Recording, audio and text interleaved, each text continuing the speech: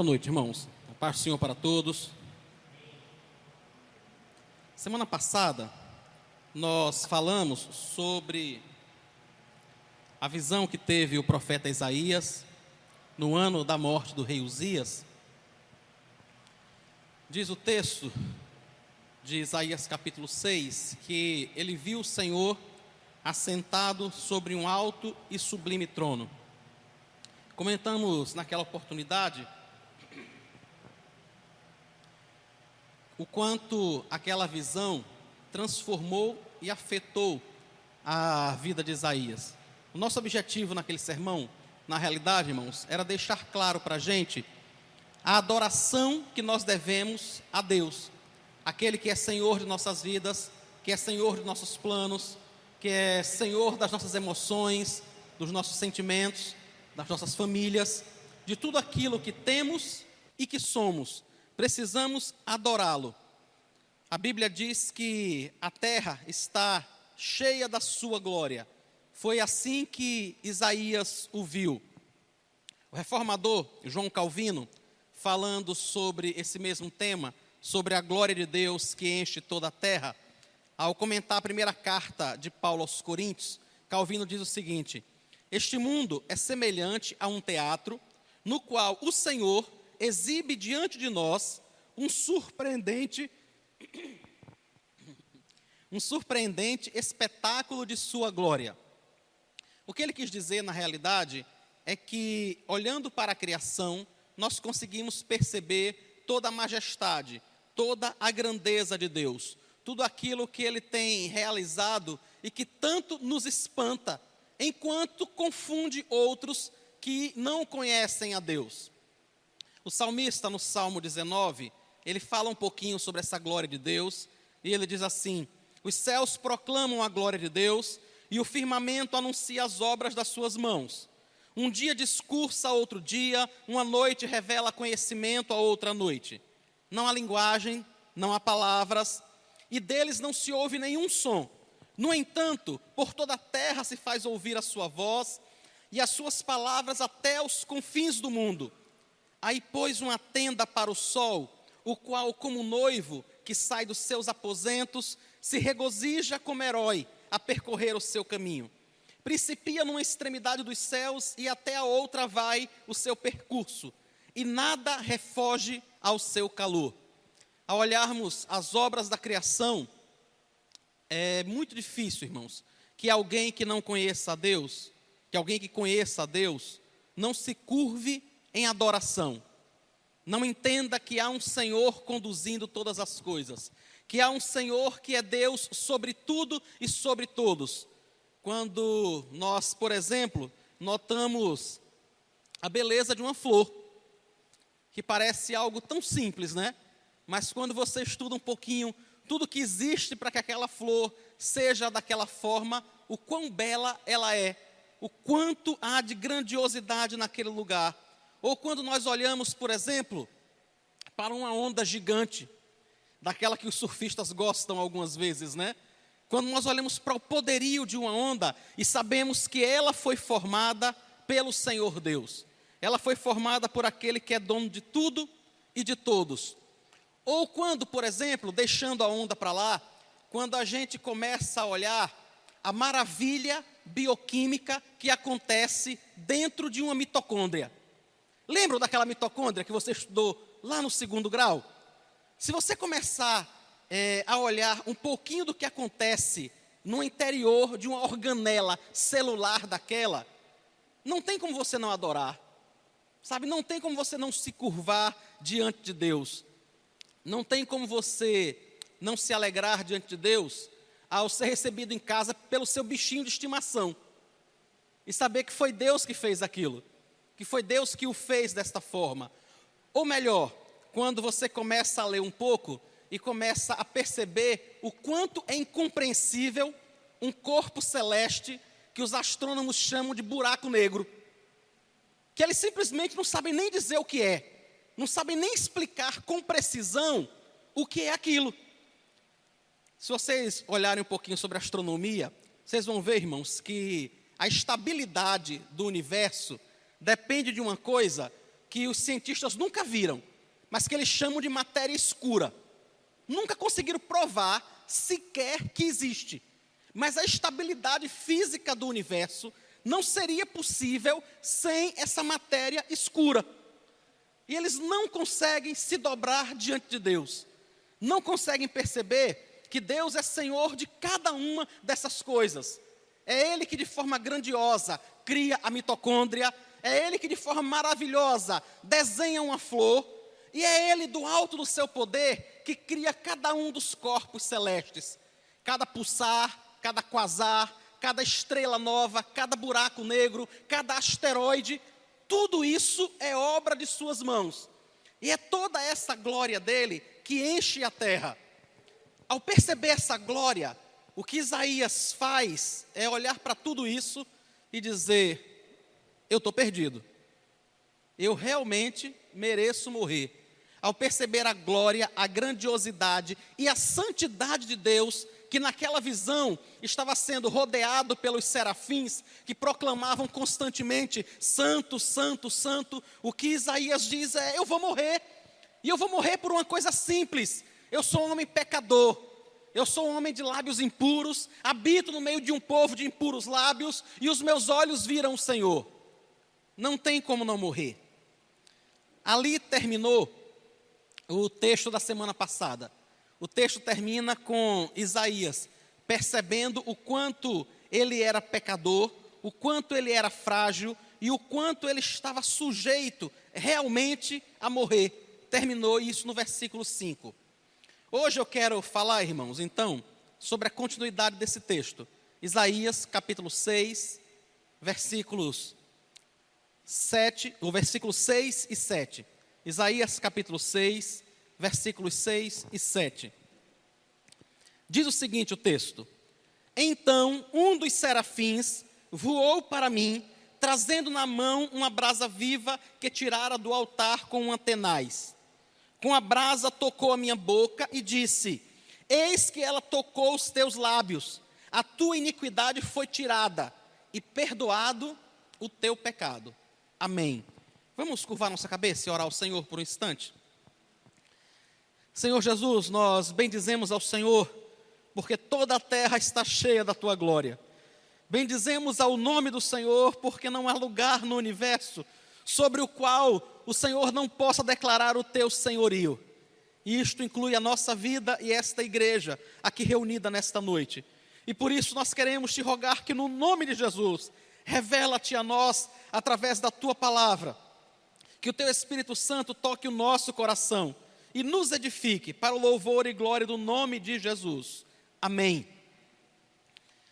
A partir daquele momento em que Isaías percebe que ele está sujeito a morrer, porque ele é um homem pecador, ele vive no meio de um povo pecador, acontece algo que nós chamamos de o Evangelho, que parece uma palavra tão simples, né? Mas que descreve exatamente o que acontece nesse versículo. Irmãos, o que Isaías estava sentindo naquela hora era exatamente aquilo que o apóstolo Paulo só iria falar muitos e muitos anos depois, quando escrevendo aos Romanos, ele diz no capítulo 3 e no versículo 23, todos pecaram e carecem da glória de Deus. Lembram o que aconteceu no texto de Isaías? Ele vê a glória do Senhor, ele vê a santidade do Senhor, ele se percebe como pecador e ele entende exatamente isso que Paulo iria dizer alguns anos depois. Todos nós pecamos e estamos carentes, estamos necessitados da glória de Deus. A nova tradução da linguagem de hoje traduz esse mesmo texto dizendo assim: todos pecaram e estão afastados da presença gloriosa de Deus. Era exatamente isso que Isaías estava sentindo. Mas aquilo que nós chamamos de evangelho, que é uma palavra, irmãos, que não está inclusive no Antigo Testamento. Ela não existe no Antigo Testamento. Evangelho é uma palavra grega que está apenas no Novo Testamento. Mas o sentido do evangelho está espalhado por toda a Bíblia, começando em Gênesis até em Apocalipse. E nós poderíamos descrever o evangelho como Deus se movendo em nosso favor. para nos tirar da situação onde nós estávamos perdidos, pecadores, e nos aproximar de sua santidade e glória. Isso é o Evangelho, e é isso que acontece na visão de Isaías. Então, o primeiro ponto que eu queria destacar para a gente, nesse texto, é Deus, o Deus da glória, se movendo em nosso favor. O versículo 6 diz: um dos serafins voou para mim, trazendo na mão uma brasa viva, que tirara do altar com uma tenaz. É essa brasa viva que vai poder tocar nos lábios de Isaías e purificar a sua iniquidade. Aquilo que poderia purificar o seu pecado e a sua iniquidade é algo que só é conseguido em Deus, somente em Deus. Não há nada que eu e você possamos fazer para pagar o preço dos nossos pecados. Não há nada que a gente possa fazer, irmãos, para nos movermos na direção de Deus, para o buscarmos, por uma coisa muito simples.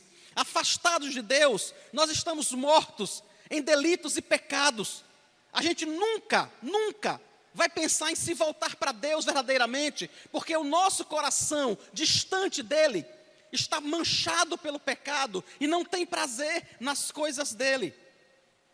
Paulo, escrevendo aos Coríntios, a sua segunda carta, o capítulo 4 e o versículo 4 também, Paulo tenta mostrar que na realidade nós não conseguimos nos voltar para Deus, porque o nosso entendimento está nublado.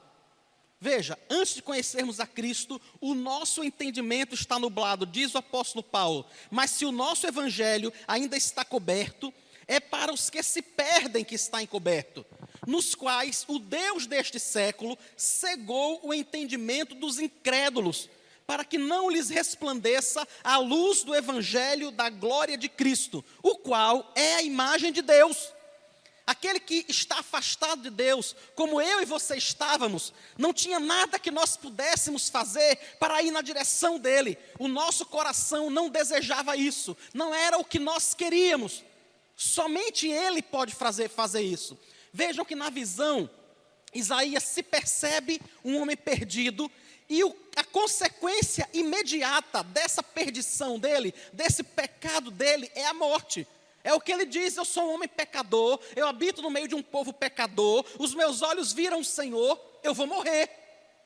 Mas vejam que é Deus quem se move em direção a Isaías. É Deus que na realidade manda que um serafim vá no altar que está diante de Deus e tire uma brasa que está nesse altar e leve e toque os lábios de Isaías. Isto é o Evangelho. O Senhor Jesus se movendo em seu favor quando você é inimigo de Deus, quando você está distante de Deus. É o Evangelho do Senhor Jesus vindo em meu favor quando eu nunca queria o Senhor, quando eu estava completamente distante dEle, mas Ele vem ao meu encontro e muda o meu coração e faz com que eu o deseje, e faz com que eu queira me mover na direção dEle. Isso já é a atuação do seu próprio Espírito na minha vida. Fora isso, irmãos, todo desejo do nosso coração é continuamente mal. Foi isso que levou ao dilúvio. Gênesis capítulo 6, no versículo 5, diz o seguinte: viu o Senhor Deus que a maldade do homem se havia multiplicado na terra e que era continuamente mal todo o desígnio do seu coração. Era continuamente mal. Era assim que eu e você estávamos, distante de Deus. E dessa forma, irmãos, nós estávamos com o mesmo sentimento de Isaías, perdidos, sentindo-se prestes a perecer, a morrer, até que o Senhor se move em nosso favor, sem que a gente mereça, sem que a gente faça nada disso. Ele se move em nossa direção com o objetivo de nos tirar do lugar de perdição onde nós estávamos. Então um dos serafins voou para mim, trazendo na mão uma brasa viva. Não há nada que eu e você possamos fazer para obrigar um serafim a vir em nossa direção. Não há nada que eu e você possamos fazer para que o Deus da glória olhe para nós. Sabe, algumas vezes a gente canta, né? Eu não lembro a música completa, mas algumas vezes a gente canta: Senhor, eu só quero um pouco do teu olhar. Eu só quero fazer alguma coisa para que o Senhor olhe para mim.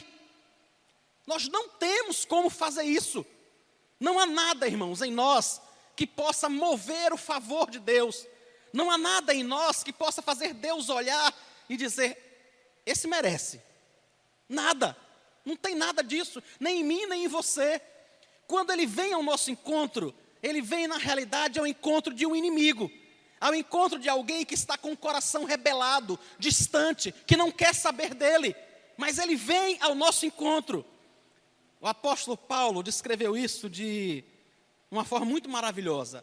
E eu quero ler com vocês 3 momentos que o apóstolo Paulo fala sobre Deus se movendo em nosso favor, na nossa direção. Filipenses capítulo 2, versículo 6.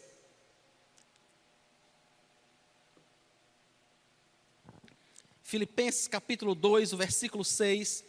O Senhor diz assim: pois ele subsistindo, isso é Paulo descrevendo o próprio Cristo se movendo em nosso favor. Pois ele, subsistindo em forma de Deus, não julgou como usurpação o ser igual a Deus. Antes a si mesmo se esvaziou, assumindo a forma de servo, tornando-se em semelhança de homem, e reconhecido em figura humana, a si mesmo se humilhou, tornando-se obediente até a morte, e morte de cruz. Foi isso que ele fez. É isso que Ele faz por nós a cada momento da história. Cristo não precisava fazer isso, irmãos. Ele não precisava vir ao meu encontro. Ele não precisava me tirar do lamaçal do pecado, aonde eu estava perdido e atolado. Ele não precisava fazer isso por você também. Mas diz o texto que Ele simplesmente se esvazia de sua glória. Ele deixa a sua glória no céu, assume uma forma humana e vem caminhar conosco. Isto é o sentido do Evangelho, o Deus da glória que desce do seu trono para vir ao seu encontro. Para vir ao seu encontro e não para te punir, não para te castigar, não para lançar o pecado no teu rosto, mas na realidade vem ao seu encontro para te acolher. Vem ao seu encontro para se colocar ao seu lado. E para dizer, olhe, você precisa sair daqui. Muitas pessoas têm entendido o Evangelho de forma errada e dizem, não, o Senhor Jesus vem de sua glória para caminhar conosco e Ele entende a situação que eu vivo. Na realidade, Ele entende, irmãos. E Ele sabe que a situação que a pessoa distante de Deus está vivendo é uma situação de pecado, é uma situação de morte eterna, é uma situação de desistência da vida que há em Deus. E Ele nunca iria deixar você e a mim nesse lugar. Ele deixa o trono de sua glória, Ele se esvazia, Ele se humilha. Ele na realidade vem aqui para ser pregado numa cruz, para ser cuspido no seu rosto, para ser desprezado constantemente, até por um ladrão que estava ao lado dele na cruz. Ele vem ser desprezado e humilhado, para nos tirar do lugar de perdição aonde nós estávamos. É isso que Isaías sente, é isso que Isaías percebe, quando ele olha para dentro dele e se vê perdido, mas vê um serafim voando na direção dele. Paulo diz que o Senhor fez isso quando nós éramos seus inimigos, Romanos capítulo 5 e o versículo 10. Porque se nós, quando inimigos, fomos reconciliados com Deus, mediante a morte de seu Filho, muito mais, estando já reconciliados, seremos salvos pela vida. Quando Cristo morreu por mim e por você, nós éramos inimigos seus, distantes, pecadores, buscando apenas aquilo que agradava a nossa carne, buscando aquilo que era apenas o centro do nosso desejo, e querendo cada vez mais que o mundo girasse em torno de nós e nos atendesse, inclusive o próprio Deus. Uma heresia que surgiu aqui no Brasil alguns anos atrás, vinda da Colômbia, chamada de G12. Eles têm uma espécie de sessão ou coisa parecida, na qual acontece uma das piores heresias que eu já vi. Naquela sessão desse grupo de G12 que afetou diversas igrejas aqui no país, em especial no Nordeste, eles têm um momento de perdoar a Deus. Não sei se vocês já ouviram falar disso. Tem um momento, uma dessas reuniões, que eles se sentam e eles são incentivados a perdoar a Deus por tudo que Deus não fez em favor deles. Pelo emprego que Deus não deu, pela aprovação no vestibular que o Senhor não permitiu, pela doença que afetou e levou o filho, pelo problema que acabou com a vida do pai, ou tantas outras coisas parecidas. E aquelas pessoas são incentivadas a perdoar a Deus por isso. Não percebem, elas que estão ali, e os seus líderes cegos, que na realidade estão apenas acumulando um pecado por cima do outro. Porque se tem alguém que carece e que necessita de perdão, sou eu, é você. Jamais Deus, jamais teríamos condição alguma de perdoar ao Senhor. Algum tempo atrás eu recebi uma fotozinha no WhatsApp e mandei para a maioria de vocês. Era um texto do R.C. Sproul, é um teólogo americano, e ele dizia assim: as pessoas perguntam por que acontecem coisas ruins a pessoas boas. E aí ele responde: isso só aconteceu uma vez, e essa pessoa foi voluntária. Ele estava falando de Cristo. Ele disse: só aconteceu uma vez coisas ruins a uma pessoa boa. E quando isso aconteceu, essa pessoa foi voluntária. Eu e você não somos bons o suficientes para acharmos que nada deveria acontecer conosco de ruim. Em momento nenhum. Nós somos perdidos. Se você olhar o seu coração, se você parar diante de você, se você olhar para dentro de você, você vai ver que sem Deus não há nada que preste. Distante de Deus, irmãos, não há nada em nós que seja bom, mas Ele vem em nosso favor, mas Ele constantemente está agindo para nos purificar, para tirar isso de nós, para colocar em nosso coração algo que glorifique o Seu nome, algo que o exalte, e para isso Ele faz com o próprio prejuízo, ainda que Ele tome prejuízo. Na segunda carta de Paulo aos Coríntios, capítulo 8, no versículo 9, Paulo diz assim: pois conheceis a graça do nosso Senhor Jesus Cristo, que sendo rico se fez pobre por amor de vós, para que pela sua pobreza vos tornasseis ricos. O que eu e você precisávamos na realidade era sermos aproximados de Deus. E é isso que o Senhor Jesus faz.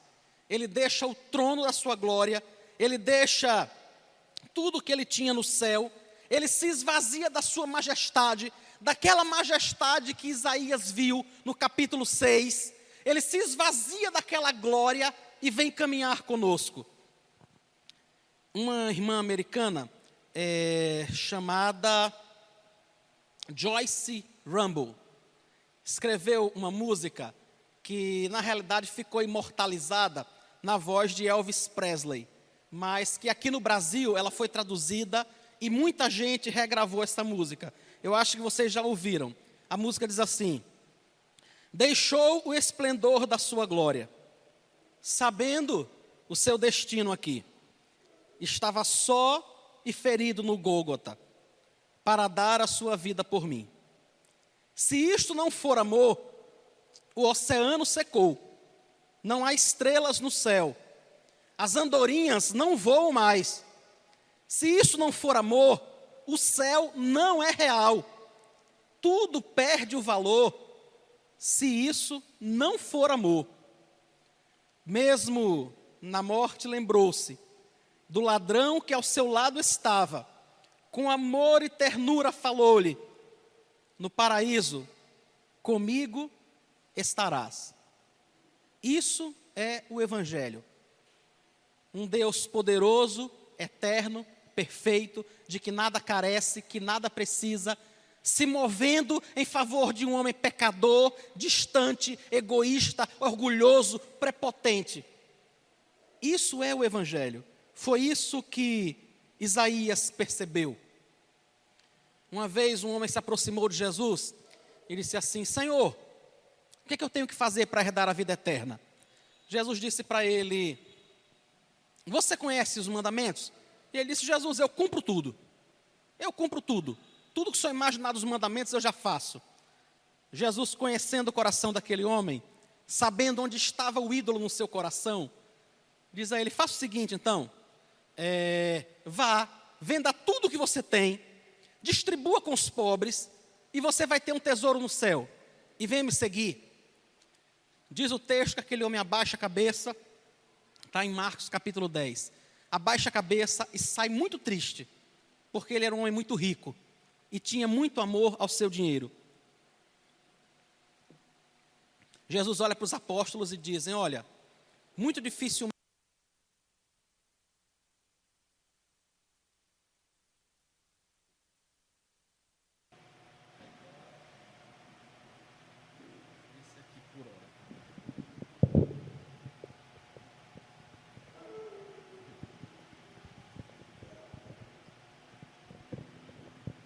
Jesus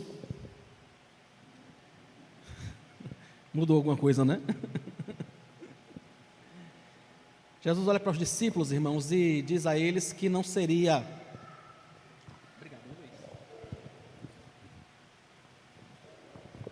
Jesus diz aos discípulos que seria muito difícil um rico entrar no reino dos céus. Ele não estava, na realidade, irmãos, condenando as pessoas que têm dinheiro, mas as pessoas que têm amor a esse dinheiro. E aí Pedro olha para ele, os discípulos olham para ele e dizem assim: Senhor, dessa forma, quem é que vai poder se salvar? Vá, se o amor ao dinheiro causa todo esse problema e impede que as pessoas entrem no céu, quem é que vai poder se salvar? Jesus responde a ele, Marcos capítulo 10, versículo 27. Para os homens é impossível, contudo para Deus tudo é possível. Para mim e para você é impossível construirmos uma ponte que nos leve de volta a Deus. É simplesmente impossível, irmãos. Não há nada que eu possa fazer, não há nada que você possa fazer. Mesmo depois que nós somos encontrados por Cristo, mesmo depois que nós somos resgatados, que o nosso coração é transformado, não há nada que eu e você possamos fazer para agradá-lo ainda mais, para que Ele nos ame ainda mais, porque na realidade Ele já nos ama o máximo que pode ser amado, porque Ele nos ama em Cristo. Foi Ele que veio ao nosso encontro, foi Ele que veio em meu favor, foi Ele que veio em seu favor. É o Deus da glória agindo por nós. Quando a gente pensa nisso, a gente vê que na realidade o Senhor está agindo para tirar de nós aquilo que é o nosso maior problema, o pecado. Como é que Ele faz isso? Isaías capítulo 6, versículo 7, ele diz: com a brasa tocou a minha boca e disse: eis que ela tocou os teus lábios, e a tua iniquidade foi tirada, e perdoado o teu pecado. Quando Deus se move em nossa direção, irmãos, para fazer algo em nosso favor, isso é feito pelo menos em duas etapas muito claras. Uma delas, primeiro, Deus nos livra da condenação do pecado. Primeiramente, nós somos livres, somos libertos da condenação do pecado. O final do versículo 7, ele diz que por causa daquela brasa que tocou os seus lábios, o pecado de Isaías foi perdoado. Aquilo que fazia com que ele entendesse que ele iria morrer, que ele estava perdido, aquilo foi retirado. Agora ele não precisava mais se ver diante da morte, porque o pecado dele foi apagado. O apóstolo Paulo, capítulo 8, versículo 1 de Romanos, fala isso da seguinte forma: agora, pois, já nenhuma condenação há para os que estão em Cristo Jesus. Para aquele que nasceu de novo, os pecados que você cometeu e os pecados que você ainda vai cometer não vão gerar a sua condenação, porque eles foram pagos na cruz do Calvário pelo próprio Cristo Jesus.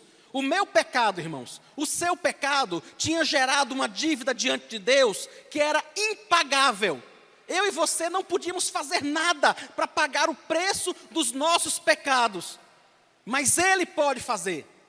Ele pode mandar que o serafim tire uma brasa, toque nos nossos lábios e purifique o nosso pecado. Ele pode mandar que um serafim pegue essa brasa e toque na nossa mente e tire qualquer pensamento que não agrada a Deus. Que toque no nosso bolso e tire o escorpião que tem no nosso bolso às vezes, que a gente não consegue colocar a mão lá dentro. É Ele quem pode fazer a nossa vida completamente diferente. Porque eu e você realmente devíamos, mas Ele pagou em nosso lugar. Escrevendo aos Colossenses, capítulo 2, versículo 3, Paulo diz assim: e a vós outros, que estáveis mortos pelas vossas transgressões e pela incircuncisão da vossa carne, vos deu vida juntamente com Ele, perdoando todos os nossos delitos, tendo cancelado o escrito de dívida que era contra nós.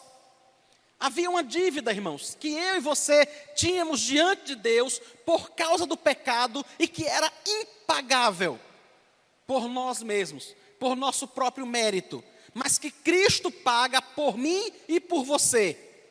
Hoje, eu e você não devemos nada ao Senhor. Não devemos nada. Estamos diante dele como pessoas completamente justas. Completamente justas. Apóstolo João, falando em Apocalipse, ele fala do acusador dos irmãos. Aquele que de dia e de noite está diante de Deus, nos acusando, apontando os nossos pecados. Mas dia após dia, também está diante de Deus, aquele que morreu pelos seus pecados. E que morreu pelos meus pecados. Irmãos, eu tenho muita falha. São tantas que eu não conseguiria sequer descrever. E isso só as que eu lembro, viu? Só as que eu lembro. Sem contar aquelas que eu nem lembro. Que eu nem sei que são falhas. E que o diabo sabe de todas elas. E que pode estar nesse momento me acusando diante de Deus. E que pode estar diante do Senhor nessa hora. Enquanto eu estou aqui pregando, ele pode estar lá diante de Deus. Está vendo lá, está vendo lá pregando? Eu sei como é a vida dele. Eu sei o que ele pensa, o que ele faz. Eu conheço cada erro dele, cada falha dele. Ele pode estar fazendo isso agora diante de Deus. Mas o que me tranquiliza, e o que faz com que eu não queira parar de pregar, com que eu não largue esses papéis aqui e desça agora, é porque eu sei que eu tenho um advogado junto ao Pai. Sabe? Há um advogado junto ao Pai. E que é muito mais poderoso do que todos os meus pecados. E que é muito maior do que todas as suas falhas. Toda e qualquer falha. Ele é infinitamente maior. Por mais que o diabo te acuse, por mais que o diabo me acuse, não há condenação sobre a minha vida. Nem a morte, nem a vida, nem os anjos, nem os principados, nem as potestades, nem o porvir, nem o presente, nada vai poder me afastar dele, porque toda condenação foi removida, toda dívida foi paga, eu não devo mais nada à justiça de Deus, não porque eu possa fazer alguma coisa, não porque você possa fazer alguma coisa, não porque Isaías pudesse fazer alguma coisa, ele não podia. O máximo que Isaías podia fazer, você e eu também, é olhar para a nossa condição e dizer: eu sou um pecador, eu sou uma pessoa de lábios impuros, eu habito no meio de um povo de impuros lábios, e eu vou morrer. É o máximo que a gente pode fazer, irmãos.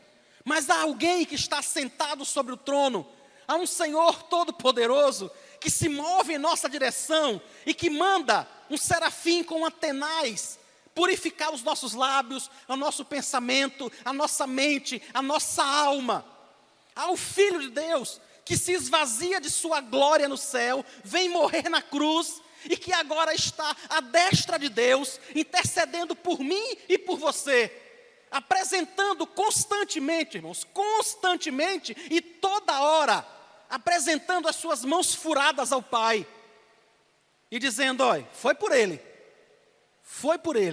é isso que dá valor a Ele, apenas isso. Não há valor intrínseco, não há valor em nós mesmos. O valor está nele. O valor que temos está em sermos o presente de Deus ao próprio Cristo. Isto é o Evangelho. É isso que Isaías percebeu. Mas tem uma outra terceira coisa que acontece ainda, irmãos. Deus não apenas nos livra da condenação do pecado, ou seja, Ele não apenas apaga a dívida que eu e você tínhamos diante dEle, e que não tínhamos como pagar, isso é apagado, mas Ele também nos livra do poder do pecado. Vejam que são duas coisas diferentes. Quando Ele fala em Isaías, Ele diz: com a brasa tocou a minha boca e disse: eis que ela tocou os teus lábios, a tua iniquidade foi tirada e perdoado o teu pecado. A palavra grega, a palavra hebraica que é usada aqui para traduzir perdoado, na realidade tem a ideia de cobrir. Ou seja, o sangue de Cristo cobre todo e qualquer pecado. De forma que quando Deus olha para mim e para você, a única coisa que Ele vê é o sangue de Cristo que está nos cobrindo. É só isso que Ele vê. Ele não vê mais os nossos pecados, mas Ele vê o sangue de Cristo que sobre nós, nos permite nos aproximarmos dEle. Mas a palavra iniquidade, quando Ele diz aqui, a tua iniquidade foi tirada, a palavra que é traduzida por iniquidade, tem a ideia de afastar, de tornar distante. Veja, perdoado aqui é uma palavra hebraica que tem o sentido de cobrir. Ou seja, eu tinha uma multidão de pecados que me afastavam de Deus e que geravam uma dívida eterna, que Cristo cobre com o seu sangue. Ele me perdoa, Ele te perdoa. Mas Ele faz uma outra coisa a mais. Ele nos afasta da nossa iniquidade. É o que Ele diz aqui: a tua iniquidade foi tirada. A palavra tirada tem a ideia de realmente levar para longe, afastar, distanciar de mim e de você. Ele não apenas perdoa a nossa dívida, mas Ele dia após dia nos livra do poder do pecado. Apesar de sermos salvos, irmãos, apesar de conhecermos a Deus, quantas vezes nós já pecamos hoje? Hoje. Quantas vezes nós pecamos por pensamentos, por palavras, por obras, por omissão, por comissão, por tantas e tantas formas? Isso não vai fazer com que nós percamos a nossa salvação, porque nós estamos em Cristo, o preço já foi pago. Mas acontece que Ele não livra apenas a gente dessa condenação, Ele gradativamente vai livrando a você e a mim do poder do pecado sobre nós, o poder que o pecado ainda tem na minha vida e na sua vida. Paulo, escrevendo aos Romanos, capítulo 6, versículo 11, ele diz assim: assim também considerai-vos mortos para o pecado, mas vivos para Deus em Cristo Jesus. Não reine, portanto, o pecado em vosso corpo mortal, de maneira que obedeçais às suas paixões. Nem ofereçais cada um os membros do seu corpo ao pecado como instrumentos de iniquidade, mas oferecei-vos a Deus como ressurretos dentre os mortos, e os vossos membros a Deus como instrumentos de justiça. Porque o pecado não terá domínio sobre vós, pois não estáis debaixo da lei, e sim da graça. O que Paulo está fazendo, irmãos, é explicar aquilo que acontece lá em Isaías. Não apenas a nossa dívida foi cancelada, mas gradativamente Ele está me livrando do poder do pecado. Está livrando você do poder do pecado. E nesse processo, Deus atua em nosso coração e nós precisamos participar também. Nós precisamos nos esforçar dia após dia para, como diz Paulo aqui, não ofereça os seus membros ao pecado. Não ofereça. Escrevendo aos Efésios, Paulo diz: aquele que furtava, aquele que roubava, não roube mais. Não use mais as suas mãos para fazer isso. Não use mais a sua inteligência para fazer algo que desagrada a Deus, para levar vantagem sobre os outros. Não use para isso. Diz o apóstolo Paulo: apresente todos os membros do seu corpo, as suas mãos, os seus pés. Apresente completamente o seu corpo. para a glória de Deus. No versículo 13 ele diz: não se ofereçam, nem ofereça cada um os membros do seu corpo ao pecado, como instrumentos de iniquidade, mas oferecei-vos a Deus, como ressurretos dentre os mortos, e os vossos membros a Deus, como instrumentos de justiça. Algumas vezes, irmãos, a gente pensa que a gente peca apenas no nosso coração, né? Mas a gente peca muito com o nosso corpo, muito. A gente peca muito quando nossos pés nos levam aonde não deveríamos estar. Quando nossas mãos alcançam coisas que não deveriam pegar, que não deveriam tomar posse, que não deveriam tocar. Nós pecamos quando fazemos isso. Nós oferecemos os nossos membros ao pecado quando não conseguimos ter um namoro santo.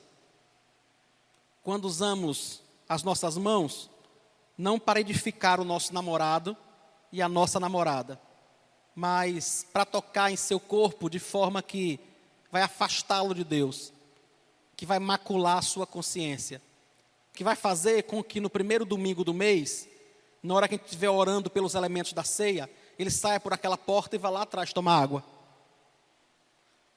Porque ele não se sente em paz com o que tem feito com os membros do seu corpo. Quantas e quantas vezes nós temos feito isso? Mas como ressurretos em Cristo, como pessoas que conhecem a Deus, eu e você precisamos apresentar todo o nosso corpo como instrumento de justiça. Lembre de uma coisa, irmãos: o pecado não tem mais domínio sobre você. Você não é obrigado a pecar. Antes de conhecer a Deus, você não tinha o que fazer. Você era escravo do pecado. E como escravo do pecado, você obedecia cegamente aos seus desejos. Você obedecia cegamente a qualquer coisa que você quisesse fazer. Porque o Deus que estava entronizado no seu coração era o seu próprio eu. E tudo deveria girar em torno desse eu. Mas agora que você conhece a Cristo, não. O pecado não tem mais domínio sobre você. Eu e você podemos apresentar resistência ao pecado.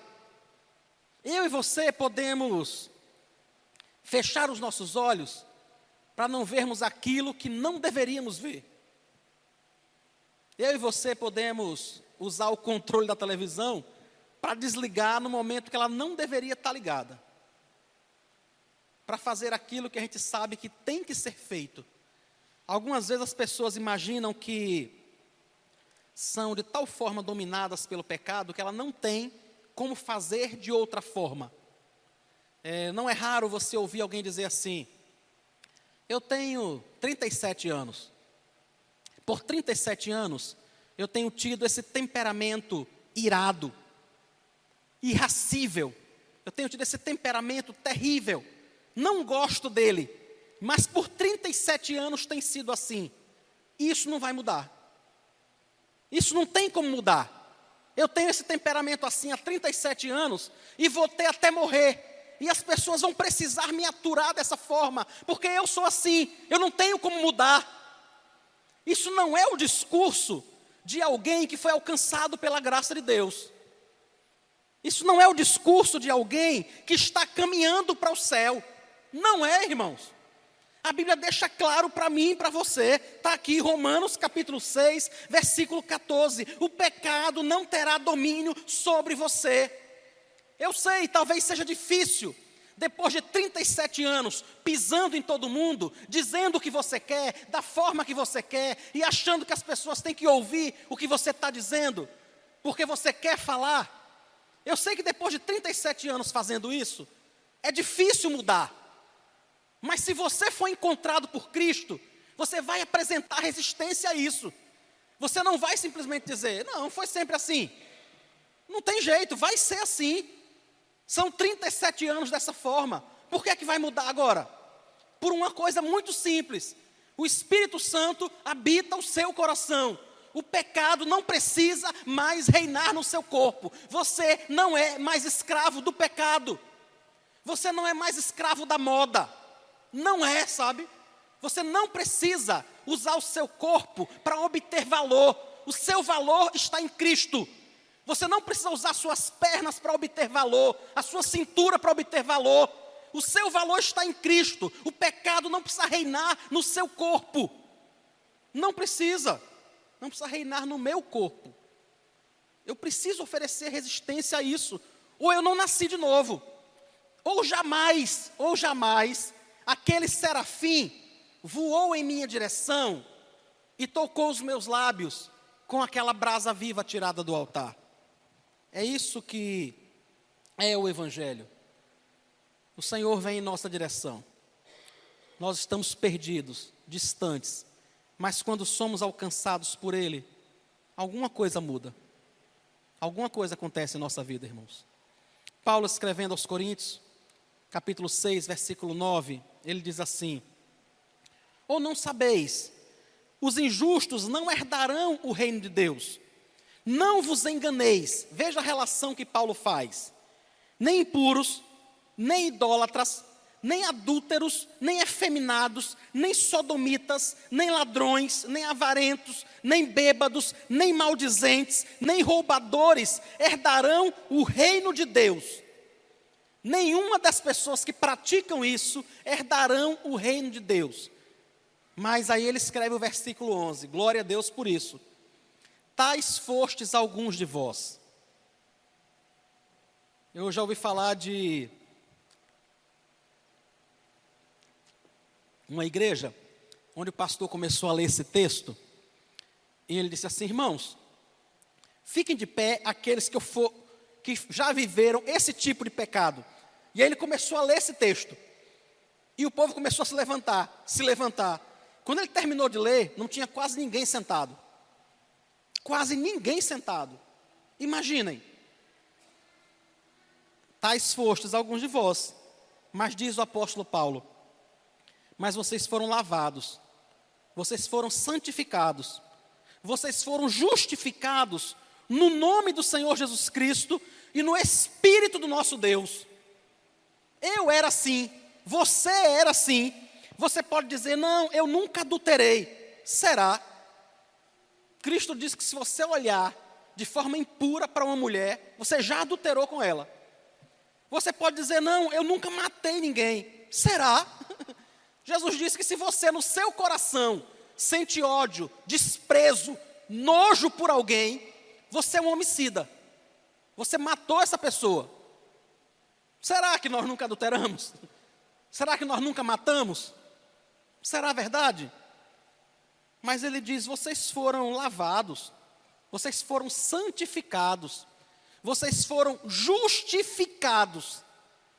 Eu acho uma bênção, irmãos, essa palavra justificados. Algumas vezes as pessoas nos pegam fazendo algo que não devia ser feito, e a gente começa a inventar uma desculpa, né? A gente começa a tentar fazer o quê? Se justificar, né? Não tem justificativa.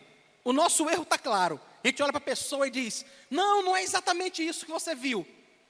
Não é exatamente isso que você está pensando. Não foi exatamente dessa forma. E a gente começa a inventar umas desculpas esfarrapadas, tentando justificar o nosso erro. Mas a gente nunca consegue. Quem é que consegue fazer isso? Cristo. Ele faz isso. Ele pega todo o meu pecado, todo o seu pecado, e dá uma boa justificativa para ele. Chega diante de Deus e diz: ele é pecador mesmo. Diferente de mim e de você, que algumas vezes ficamos tentando negar que fizemos, Cristo não faz isso. Ele chega diante de Deus e diz: ele é pecador mesmo, ele fez mesmo, é isso que a gente viu mesmo, é isso que ele quis dizer mesmo, mas eu morri por ele. Eu já paguei o preço do pecado dele. Ele nos justifica. Então, irmãos, só para encerrarmos, eu só queria dizer a vocês que o Evangelho do Senhor Jesus, que é demonstrado aqui em Isaías capítulo 6, versículos 6 e 7, nos mostra que nós estávamos perdidos, distante de Deus e nada podíamos fazer. Só Ele podia, e Ele fez isso em nosso favor. Ele veio em nossa direção, Ele se entregou na cruz por nós, pagou o preço da nossa dívida e nos livrou da condenação. E também nos tem livrado dia após dia do poder do pecado. Eu quero dizer então a você, você pode e você deve resistir ao pecado. Você deve, irmão, resistir ao pecado. Você deve travar uma luta com ele. Não se entregue. O pecado não tem mais domínio sobre você, como ele tinha quando você não conhecia Deus, quando você era um pecador. Você não é obrigado, não é obrigada a ser escravo do seu gênio terrível. Não é obrigado. Não é. Você não é obrigado a ser escravo dos seus pensamentos maliciosos. Você não é obrigado a isso.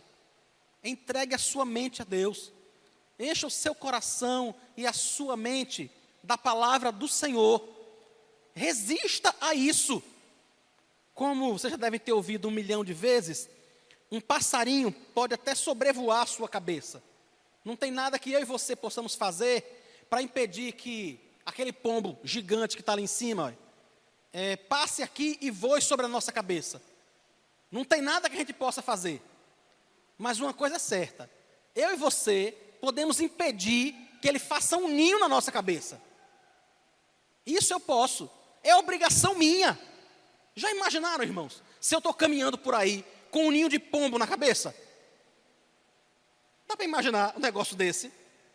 Ou seja, é assim que alguns cristãos se comportam quando entendem que não podem lutar contra a sua mente, que não podem lutar contra o seu temperamento, que não podem lutar contra a sua língua, que não para de falar mentira, que não para de falar coisas para obter vantagens, para ficar bem diante dos outros, para se dar bem de alguma forma.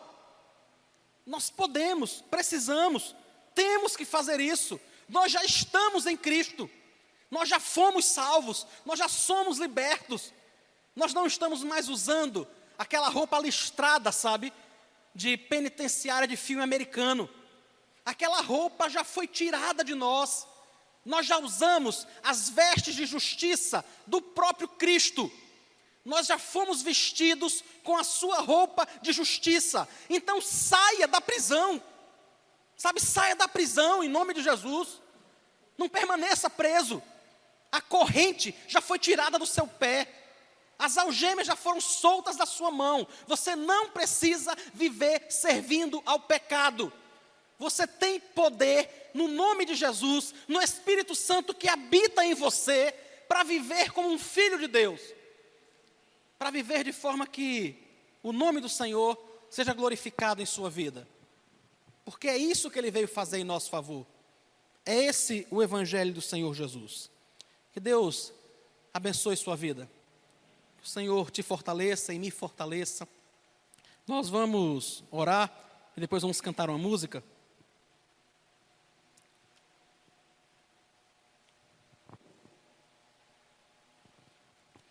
Senhor Jesus, muito obrigado por tudo que o Senhor fez. Nós realmente éramos pecadores, perdidos e distantes do Senhor. Mas o Senhor veio em nosso favor. Nós continuamos pecadores, mas agora estamos próximos do Senhor, porque fomos aproximados pelo sangue da cruz. Nós continuamos pecadores, Deus, mas pecadores redimidos. Continuamos pecadores, mas pecadores libertos pelo teu sangue. Não somos mais escravos do pecado.